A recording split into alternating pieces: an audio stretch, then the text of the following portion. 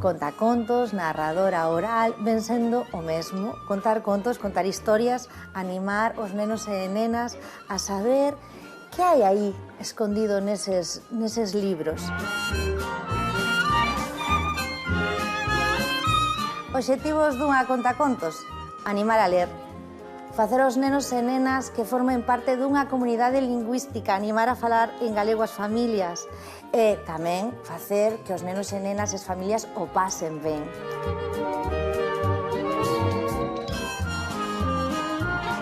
Narradores, narradoras en Galicia houbo sempre os mellores narradores, narradoras, as nosas avoas, pero como se chegou a profesionalizar esta profesión?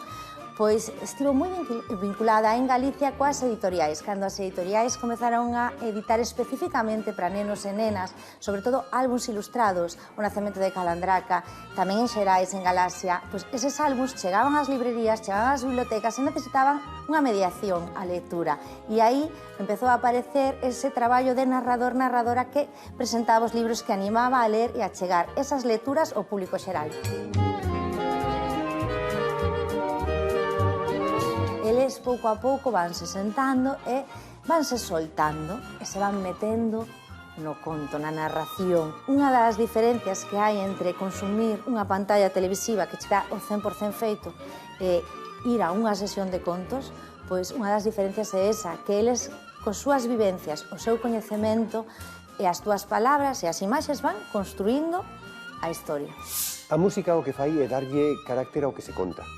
Entón, con unha música, pois, podes facer un momento que sexa moi delicado para contar algo moi bonito, ou, de repente, facer o rato entrou e...